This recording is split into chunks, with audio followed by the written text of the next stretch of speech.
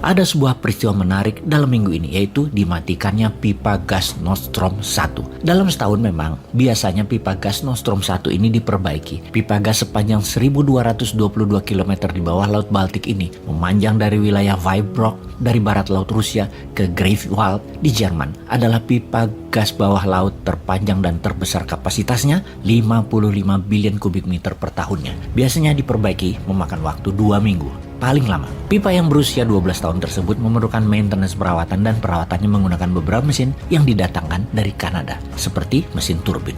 Kalau mesin ini tidak didatangkan, maka perawatan menjadi tertunda yang bisa mengakibatkan shutdown atau matinya pengiriman gas dari Rusia ke Jerman dan Eropa Barat secara permanen. Minggu lalu, Nord Stream dimatikan oleh Putin untuk pemeliharaan, dan nanti rencananya tanggal 21 Juli akan dinyalakan kembali. Tetapi kali ini, Jerman tidak percaya.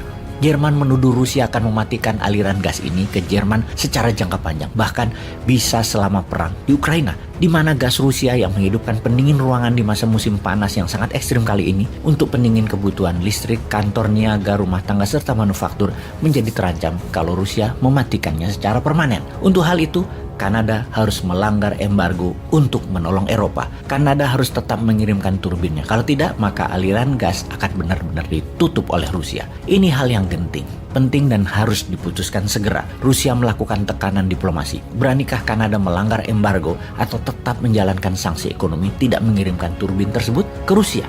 Lalu apa yang Kanada lakukan? Yang menarik adalah ternyata mesin itu akhirnya dikirim oleh Kanada. Padahal Rusia lagi kena sanksi ekonomi, lagi diembargo, tapi Kanada tetap mengirimkannya. Hal ini dikutuk keras oleh Ukraina, namun Kanada tidak peduli. Kanada mengatakan mereview sedikit sanksi ekonomi tersebut. Mengapa Kanada mengirimkan turbin tersebut? Ternyata karena disuruh dan mendapatkan dukungan oleh Amerika. Pemerintah Amerika dalam jawabannya mengatakan dengan adanya gas tersebut terus mengalir, penting untuk menyiapkan Eropa akan cadangan energi di mana saat ini sedang mengalami musim panas yang ekstrim, di mana sebentar lagi akan mengalami cuaca dingin yang sangat ekstrim. Maka Kanada harus mengirimkan turbin tersebut. Dan bagi pengamat militer, dalam situasi ini, Rusia adalah pemenangnya. Menang dalam diplomasi perang kekuatan ekonomi tadi menjadi alat tawar, bukan menjadi alat dagang. Gas menjadi alat diplomasi, alat tawar, dan alat tekan. Rusia menang jauh. Bahasa militernya, Rusia is weaponized energy. Rusia pakai energi sebagai senjata. Eropa dan Amerika demi mendapatkan keamanan energi melanggar sanksi ekonominya sendiri. Amerika dan sekutu Eropa memang munafik, berstandar ganda. Beda bicara, beda kelakuan. Ternyata Jerman dan sekutu Amerika takut kehilangan kekuatan ekonomi yang bisa menumbangkan posisi mereka di pemerintahan. Takut hilang jabatan dan takut rakyatnya kelaparan, mereka main aman. Tidak berani juga ditantang Rusia. Sekali lagi, Rusia menang banyak. Bayangkan harga BBM di Eropa, khususnya di Jerman, sudah naik bukan hanya 10-20%, tetapi naik 4 kali lipat dibanding tahun lalu. Naik 400%. Kalau Nord Stream ditutup, harga BBM naik 2 kali lipat lagi bisa-bisa. Jadi, daripada beresiko, apa yang dilakukan Jerman? Tetap beli gas Rusia, tetap memenuhi stok gas yang saat ini tinggal 60%. Dinaikkan cadangannya ke 90% sebelum masuk musim dingin bulan Oktober yang diduga akan sangat dingin tahun ini. Di mana Rusia tahu sekali rencana penyetokan tadi.